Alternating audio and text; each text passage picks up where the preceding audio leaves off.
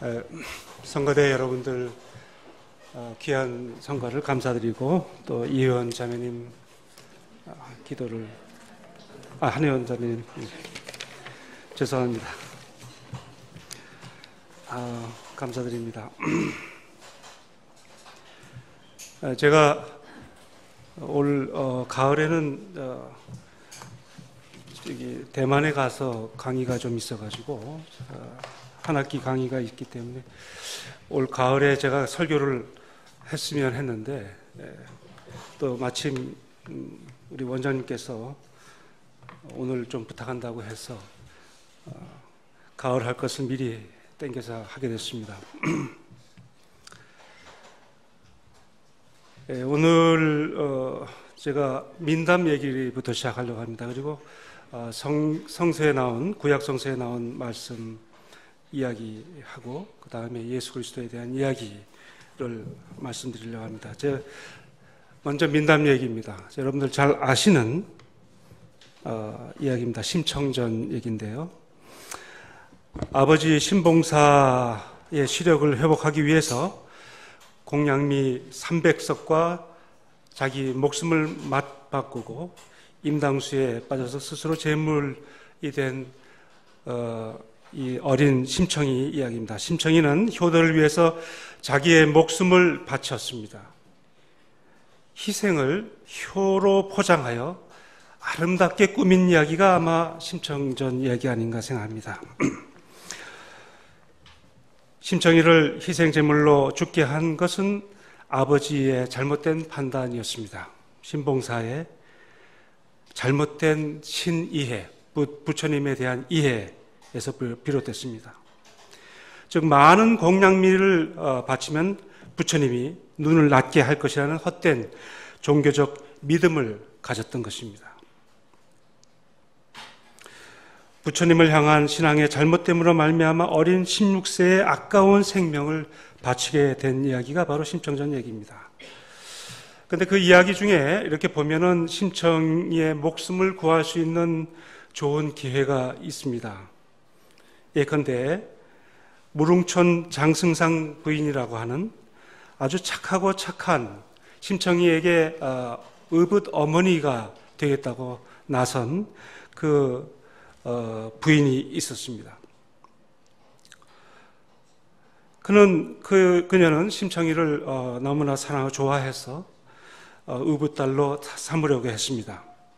심청이가 몸이 팔려서 임당수에 희생제물로 바치게 됐다는 그러한 소식을 듣고 일꾼을 불러서 심청이를 이 부인이 부릅니다. 그래서 심청이가 이 일꾼과 함께 무릉촌 장승상 부인 집에 도착했습니다. 그 부인이 눈물을 흘리면서 하는 말이 당초 말씀을 쌀 300석을 내가 줄 것이니 선인 불러서 도로 주고 그런 망령된 생각을 절대로 먹지 말라 하고 일렀습니다. 그에 대한 심청이가 말하기를 대답을 이렇게 했습니다. 이제 와서 후회한들 어찌하며 또 몸이 위친하여 정성을 다하자면 무명색한 재물을 어떻게 바라리까? 놓친 두고 죽는 것이 이효상효한 줄 모르는 바 아니로되 천명이니 할 일 없습니다. 이런 말을 합니다. 여기서 그 이효상효라는 말은 효로서 효를 상하게 한다는 뜻입니다. 내가 목숨을 바쳐서 효를 하지만 그러나 그것이 효가 안 된다는 얘기죠. 그러나 그것을 모르는 바 아니지만은 그러나 천명이니 어찌할 수 없습니다. 이렇게 대답합니다. 심청은 사태를 정확하게 알고 있습니다. 이효상효로 이것이 결국 불효가 된다는 것을 알면서도 그러나 사태를 또 잘못 판단한 부분이 있습니다. 이것이 천명이라고 이해를 하고 있습니다.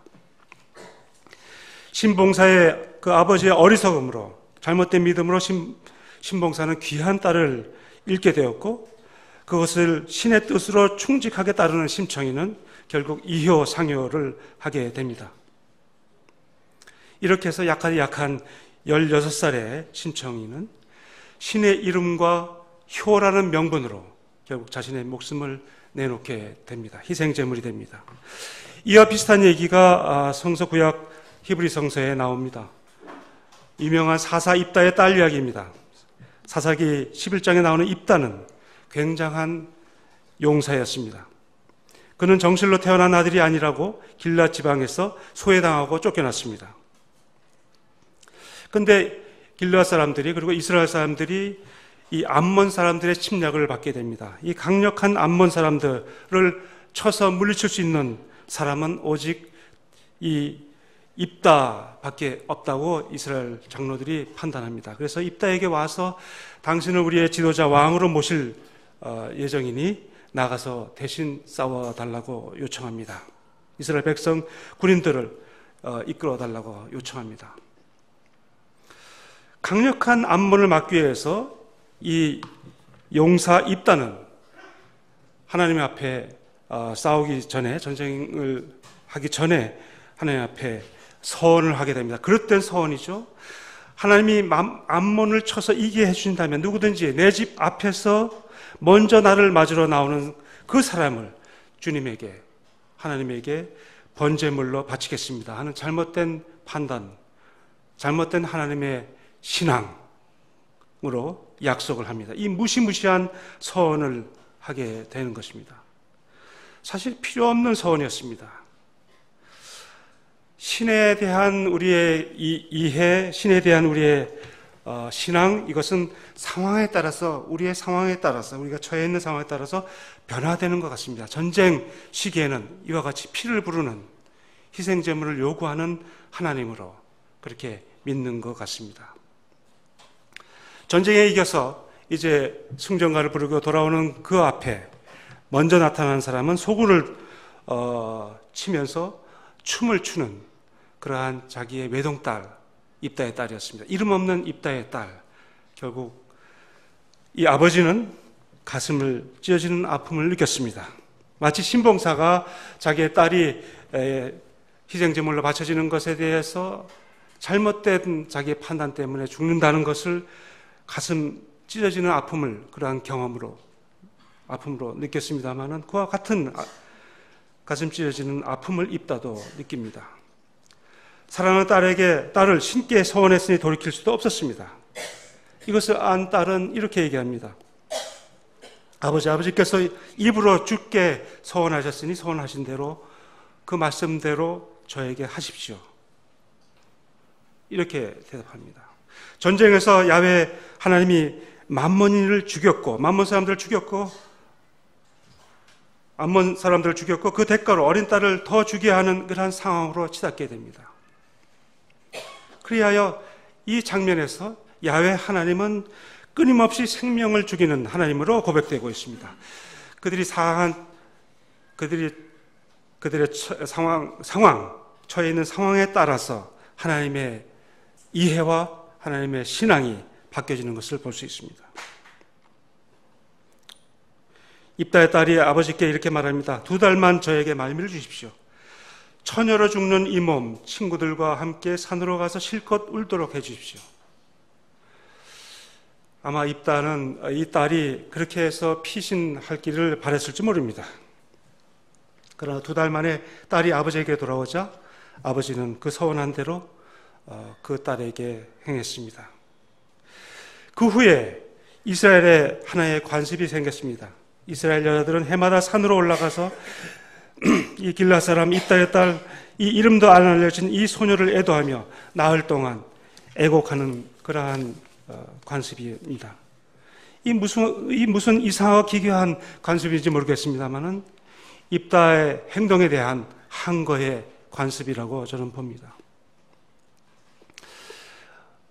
우리 단어에 운명이라는 말이 있습니다. destiny 또는 fortune, 운명이라는 단어가 있습니다. 그렇게 될 수밖에 없는 어쩔 도리가 없이 받아들여야만 하는 상황을 우리는 운명이라고 합니다. 지금 소개했던 두 외동딸, 심청이와 입다의 이름 없는 딸은 이러한 운명 속에 갇혀진 사람들이었습니다. 마치 한반도에서 남북이 갈라져서 서로 석대해야만 하는 것을 운명이라고 그렇게 보았던 것처럼 이 두 여자에게, 소녀에게 주어진 운명이라고 하는, 이렇게 보여진 것입니다. 그러나 운명이라는 것은 우리가, 힘 있는 자들이 만드는 것이지 하나님이 만든 것은 아니라는 것을 우리는 알 수 있습니다. 성서 기자는 지혜롭게도 입다의 딸 이야기에서 하나님이 그 입다의 소원을 인정했다는 말씀을 기록하지 않습니다. 그 운명을 찬성한다는 말을 한 번도 한 적이 없습니다. 이것은 인간들이 만들어 놓은 운명입니다. 운명은 우리가, 특히 힘 있는 자가 만들어 놓은 운명이고, 그것을 인정할 때 그것이 확고한 운명이 되는 것입니다. 그럼에도 불구하고 우리 한국 교회뿐만 아니라 세계의 많은 교회들은 입다의 딸의 운명을 하나님이 정하신 것이고, 그녀의 죽음은 억울한 것이 아니라, 또 불의한 것이 아니라 칭송받아야 되고, 그리고 거룩한 죽음이라고 해석하고 있습니다. 이러한 멘탈리티가 운명주의를 만들고 희생양을 운명적인 것으로 받아들이게 만듭니다. 그것은 잘못된 신관에서 비롯된 것이라고 생각합니다. 그런데 놀라운 것은 예수의 이야기도 이 두 소녀의 이야기와 비슷합니다.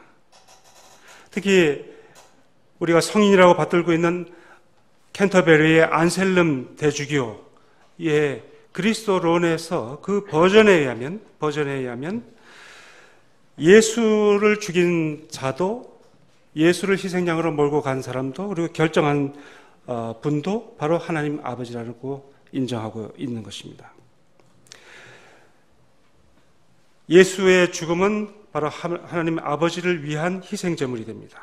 그에 의하면, 캔터베리 대주교 안셀름에 의하면 그렇습니다. 그것이 오늘날 우리 한국교회뿐만 아니라 세계교회의 정통교리로 남아 있습니다. 아버지 하나님이 인간의 죄를 용서하기 위해서 외아들인 예수 그리스도를 십자가에 죽게 했다는 것이 기독교 전통에 내려오는 해석입니다. 인간의 죄악이 너무나 심해서, 그 타락이 너무나 깊어서 하나님의 의와 명예가 손상됐다고 하는 것입니다. 그래서 이 하나님의 의와 명예가 회복되려면 인간의 회개만 가지고는 안 된다는 것입니다. 인간의 노력만 가지고는 안 된다는 것입니다. 인간을 넘어선 어떤 더 큰 존재가 필요합니다.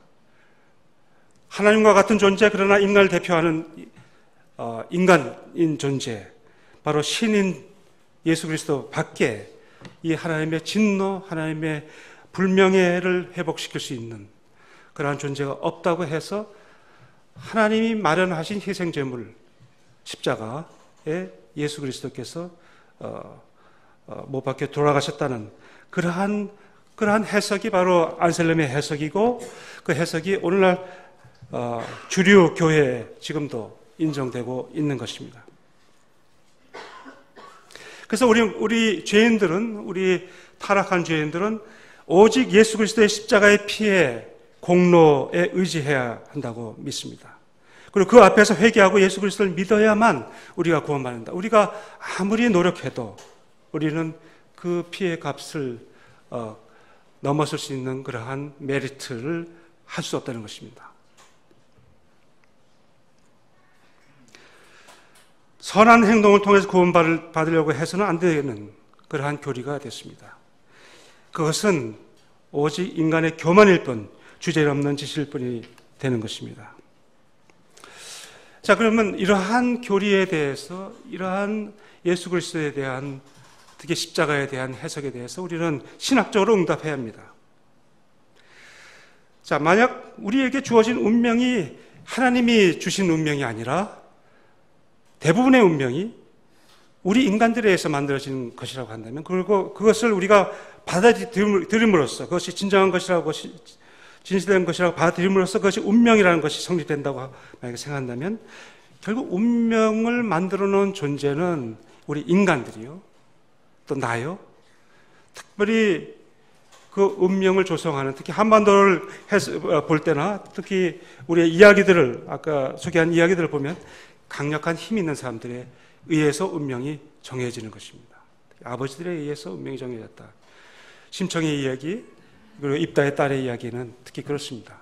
한반도의 이 운명적인 이러한 분단도 사실 강대국에 의해서 만들어진 것이 하나님의 뜻에 의해서 된 것이 아닙니다.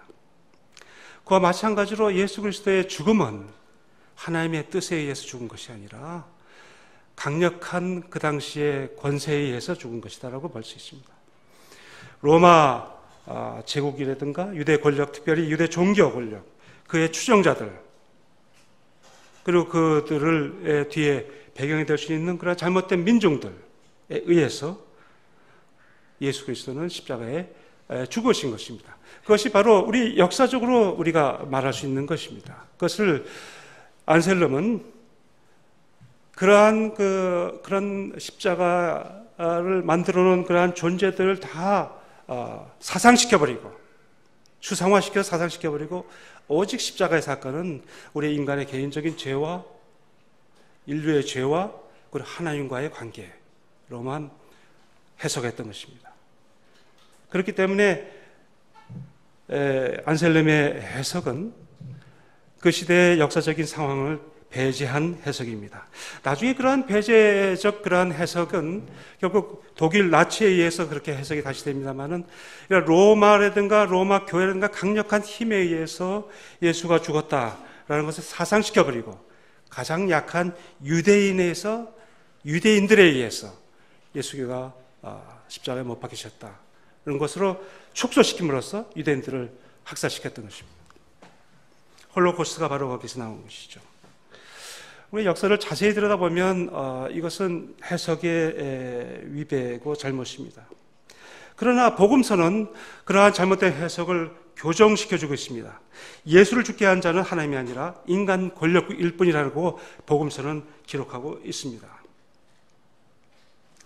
그리고 하나님의 희생을 요구하는 것이 아니라 그 아들의 희생을 요구하는 것이 아니라 거룩한 피를 요구하는 것이 아니라 희생당하는 자들에게 동참하는 분이 바로 하나님이라는 것을 복음서는 기록하고 있습니다.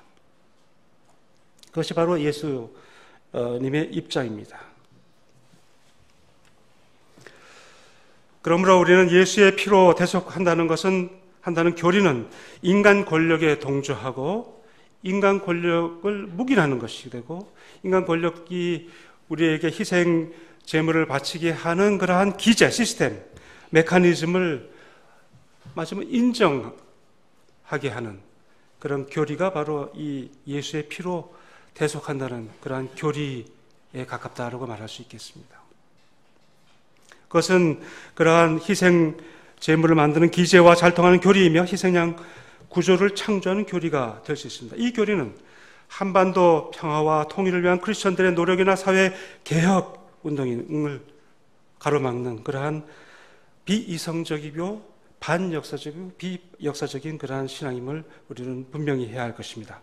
우리가 예수를 믿는 것은 예수가 이러한 희생양을 만드는 기제, 즉 메커니즘을 폭로했고 이제 모든 사람들이 나고자나 희생양이 없이 함께 사랑으로 살아가는 구원의 길을 여셨기 때문에, 십자가를 통해서 여셨기 때문에 우리는 예수를 구세주로 믿는 것입니다.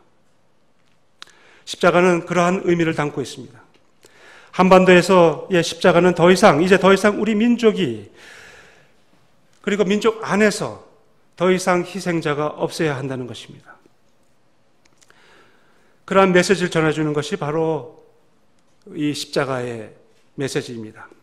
나아가서는 우리 민족 전체가 미국과 중국을 비롯한 제국들에 의해서 더 이상 희생자가 되지 않아야 한다는 메시지를 십자가로부터 우리는 들을 수 있는 것입니다. 이런 영화가 있습니다. In the air, 마지막 공중에서, 비행기 안에서라는 뜻입니다만은 해고 전문가에 관한 이야기입니다. 남을 해고하면서 먹고 사는 직업, 해고 전문가가 있습니다. 젊고 이쁜 여자 해고 전문가가 늙은 노동자를 호출해서 컴퓨터 모니터 앞에, 다른 방에 있는 컴퓨터 앞에 앉게 합니다. 그리고 오늘 당신은 해고됐습니다라고 통보합니다. 이 나이든 이 가장, 할아버지일 수도 있고 남편일 수 있는 이 나이 든 사람은 자기가 왜 해고돼야 되는가에 대해서 항의합니다. 그러나 이 차분하게 설명하는 이 해고 전문가 앞에서 결국 무기력하게 울면서 결국 자리를 뜨는, 자기 서류를 쥐고 자리를 뜨는 그러한 장면을 보면서 우리 사회, 이 신자유주의적 시장 경제 구조 하에서 정말 희생을 일으키는, 희생을 만드는, 희생을 잘 시키는 그런 직업도 있구나 하는 것을 보았습니다. 최근에 남을 희생시키면서 승승장구한 사람들이 있습니다. 더러는 지금 감옥에 있습니다만은 아직 감옥에 안 가고 버티고 사는 사람이 있습니다. 최근까지 대법원장을 역임한 양승태라는 사람이 그런 사람인데 그 사람에 의해서 많은 사람들이 희생됐습니다. 지난 6월 27일 쌍용 자동차 해고 노동자 김주중 씨가 스스로 30번째로 목숨을 끊었습니다. 그는 아직 48세밖에 안 된 가장이었습니다. 그가 특별히 더 고통스러웠던 것은 대법원에서 그들의 2심까지 판결해서 이긴 그 재판을 대법원에서 뒤집은 것입니다.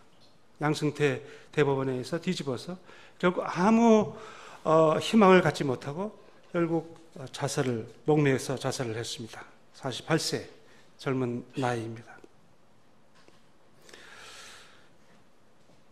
우리 사회가 이처럼 무섭습니다. 희생양을 죽이고야 마는 그러한 사회가 됐습니다. 얼마 전에 KTX 철도원 한 사람이 또 대법원의 기각으로 인해서 또 목숨을 잃었습니다. 자살했습니다. 양승태 대법원에서 많은 사람들이 고문으로 간첩으로 만들어진 죄 없는 사람들을 다시 2심까지 무죄로 선고됐던 사람들을 다시 뒤집었습니다. 수많은 사람들이 다시 간첩으로 결국 몰리게 됐습니다.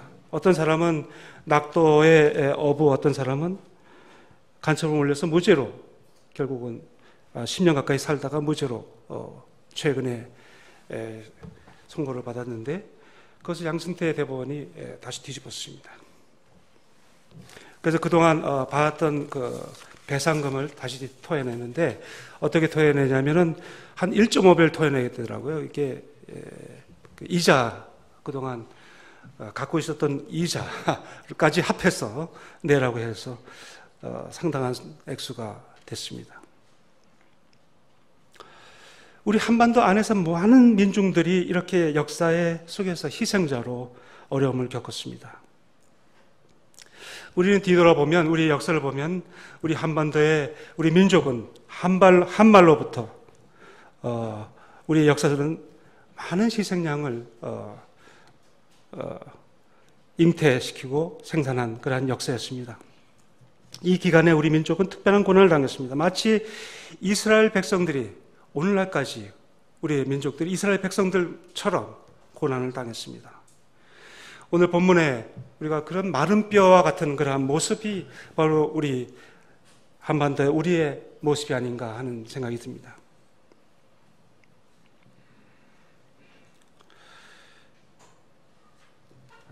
수많은 사람들이 전쟁 피해로 300만 정도의 인구가 죽었고 그 전후로 해서 수많은 사람들이 좌파로 우익으로 몰려서 많은 사람들이 죽었습니다. 민족 전체가 많은 고통을 당했습니다. 독립운동으로 죽거나 고문당하고 투옥당한 사람들이 너무나 많습니다. 제주 4.3 3만 명의 숫자가 죽었다고 합니다. 최근에 제가 그런 사람들 많이 만납니다만 특별히 좌익으로 몰려서 죽은 수많은 사람들, 수십만 명의 사람들, 그 사람들이 지금 다시 재심으로 지금 들어가고 있습니다만은 이것도 양승태 대법원에서 그동안 많이 파기가 되어 왔습니다. 최근에 영화 본 것 중에 라운드업이라는 영화가 있습니다. 이 영화는 프랑스인들이 유대인들을 어떻게 학살하는데 일조했는가를 보여주는 영화입니다. 2차 세계대전 중에 프랑스는 나치 히틀러의 침략을 당하고 결국 나치에 부역한 그러한 정권, 비시 정권이 들었습니다. 그리고 이 정권은 독일을 대신해서 유대인들을 잡아들여서 대형 체육관 시설에 수용합니다. 원래 3만 명을 학살하려고 했는데 그래도 프랑스 사람들이 이 많은 시민들이 유대인들 숨겨줘서 결국 15,000명을 학살하게 된다고 하는데, 만여 명을 이 대형 체육관의 시설에 수용합니다. 여기에 영웅적인 프랑스 여간호사가 있었습니다. 이 수용소에서 지급되는 그런 음식을 먹으면 7kg, 8kg 몸이 쇠약해지면서 결국 나중에 쓰러지는 그러한 여간호사는 끝까지 이 유대인들 난민들을, 유대인들 포로들을 위해서 치료해 줬습니다. 그녀는 희생양을 제조하는 그런 구조 속에서, 프랑스인들의 구조 속에서 이를 거부하는 용기 있는 모습을 보여주었습니다. 저는 요즘 우리 남북한의 상황을 보면은 지금 교착 상태에 있다고 하는데, 미국의 그 반응이 상당히 잘못된 반응으로 가고 있고, 북미 간의 그러한 사태가, 교섭이 굉장히 교착 상태에 있습니다.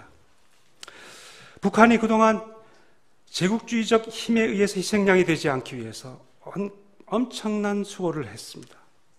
고생했습니다. 그래서 그것을 위해서 핵을 만들었던 것입니다. 저는 어떤 면에서 보면 북한이 희생양으로 들어가지 않은 것, 그 덫에 빠지지 않은 것은 엄청난 어떤 다행이 아닌가 하는 생각을 합니다. 그리고 이제 그 핵을 포기하는 대가로 안전을 보장받고 경제적으로 번영하고 살아야겠다고 하는 그러한 생각은 정말 잘된 생각이고 잘한 생각입니다. 북한 김정은 정권의 결단은 이제 더 이상 제국과 권력에 의해서 인민이 희생되는 것을 막아야 하겠다는 저는 용단이라고 생각합니다. 그리고 이것은 남북한 민족의 가장 큰 기회요, 새로운 역사를 시작하는 기회가 될 것이라고 생각합니다. 에스겔서의 11장에 나오는 그 말씀이 오늘 우리 한반도에서 이루어지고 있다고 생각합니다. 이제 필요한 것은 사랑이고, 사랑에 기초한 복음이요, 사랑에 기초한 믿음이요, 사랑에 기초한 행동인 것입니다.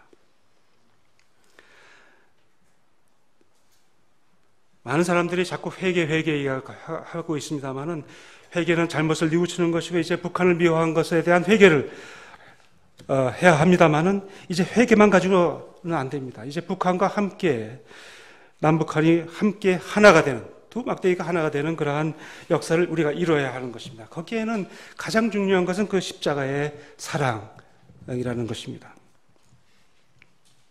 이제 우리는 하나님에 대한 잘못된 이해에 기반한 그러한 숙명론, 운명론, 그것을 떠받치고 있는 피의 대속론, 희생 대속론을 넘어서서 우리의 믿음과 복음은 어느 방향으로 가야 될 것인가를 좀 생각해 보려고 합니다.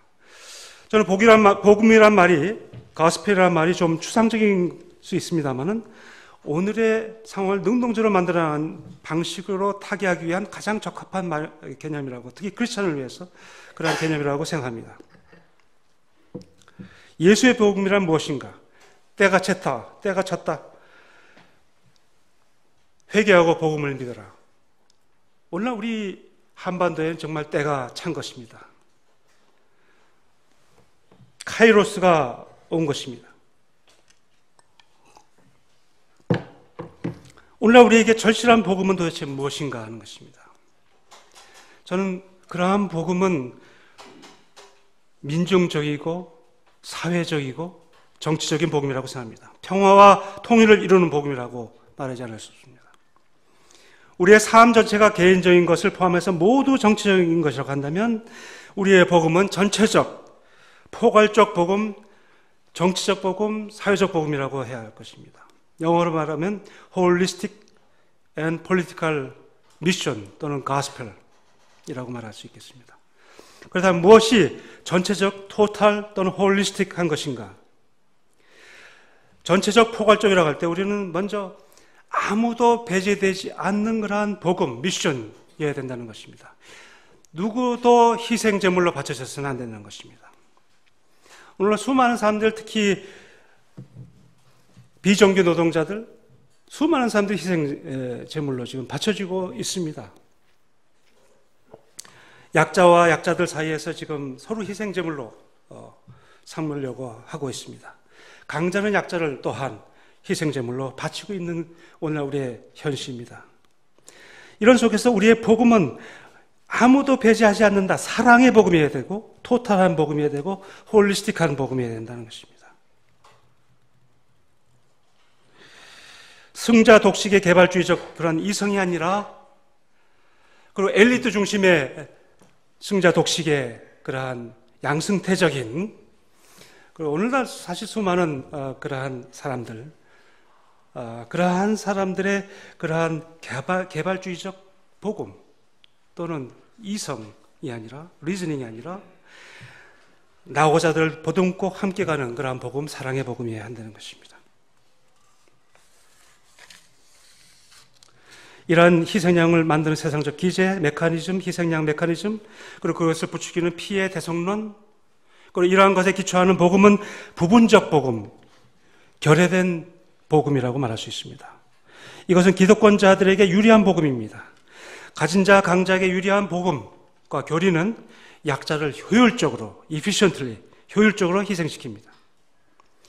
피해 대성론과 희생양 메커니즘은 잘 어울리는 것이며, 이것은 특히 약자를 대량으로 생산하는 그런 신자유주의적 시장 메커니즘에 잘 어울리고 있습니다.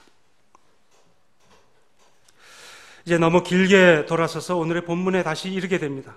오늘의 본문을 중심으로 생각하면 평화 통일을 위한 신학적 근거를 오늘 본문에 삼아야 합니다. 그러나 동시에 십자가 신앙의 또한 평화 통일의 신학은, 또 신앙 고백은 근거해야 합니다. 이스라엘의 마른 뼈들이 골짜기에 흩어져 있습니다. 에스겔 골짜기의 많은 뼈들은 이스라엘 사람들의 고난과 절망과 죽음을 나타내주고 있습니다. 본문은 이 마른 뼈들 속에 생명의 숨을 불어넣어 온 이스라엘을 다시 살려내는 하나님의 역사를 그려주고 있습니다. 그뿐 아니라 북왕국과 남왕국을 하나로 통일시키겠다는 놀라운 약속이 그 다음에 주어집니다. 남유다와 북이스라엘 사이의 평화와 통일을 이루시겠다는 이러한 하나님의 말씀을, 메시지를 선지자 에스겔의 입을 통해서 나오고 있습니다. 북이스라엘과 남유다는 모두 제국에 의해서 영향받고 지배받고 통치되었던 것입니다. 우리가 남북으로 갈라져서 제국들에 의해서 지배받고 영향받고 그러한 역사와 동일을 한 것이었습니다.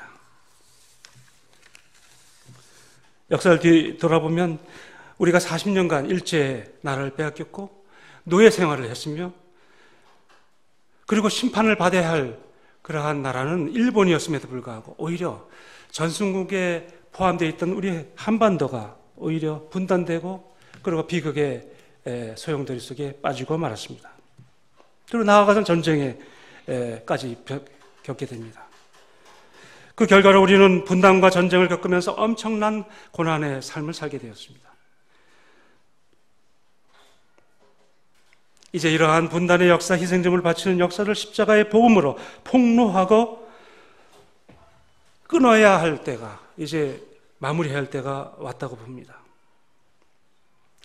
이 십자가는 분단의 그 영을, 분단의 그 세력을 이기고 남는 힘을 가지고 있습니다. 두 개의 막대기가 하나로 결합해야 하는 하나님의 명령을 우리는 듣고 있습니다. 이 십자가에 달린 최후의 희생자가 우리의 희생자의 자리에서, 우리를 희생자의 자리에서 구해주신다는 것을 믿어야 합니다. 그는 우리를 위해서 먼저 십자가에 달리셨습니다. 그리고 부활하심으로 말미암아 세상 권력자들이 만든 희생 메커니즘을 단번에, once for all, 단번에 이기셨습니다. 예수 그리스도는 악을 이긴 승리자가 되셨습니다. 그렇기 때문에 우리는 그분을 구세주, 구원자로 우리의 역사 속에 고백할 수 있게 된 것입니다. 예수의 뒤를 따라 우리가 희생양을 만드는 모든 악의 영, 악의 세력을 극복해 나갈 수 있습니다. 하나님이 우리에게 생명의 영을 불어넣어 주셨기 때문입니다. 이제 우리는 절망의 마른 뼈에서 새살이 돋고 피가 도는 그러한 살아있는 백성으로 일어나야 할 때가 되었습니다. 그래 하나님이 주신 이 기회를 끝까지 붙들고 나아가서 마침내 하나님의 한반도에 진정한 구원의 때가 오도록 그러한 날을 만들어 나가야 할 것입니다. 아멘. 감사합니다. 다 같이 기도드리겠습니다. 당신의 십자가만을 믿고 그 뒤를 따르는 믿음의 용사들이 되게 도와주시옵소서. 이제 더 이상 이 뼈아픈 역사를 반복하지 않도록 큰 지혜와 복음의 정신을 허락하여 주시옵소서. 때가 이르렀는데 우리가 잘못해 때가 비껴나가지 않도록 늘 끼어 있게 도와주시옵고 저희들을 움직여 주시옵소서. 저희 민족을 불쌍히 여기시고 진정한 해방을 허락하여 주시옵소서. 예수님 이름으로 기도드립니다. 아멘.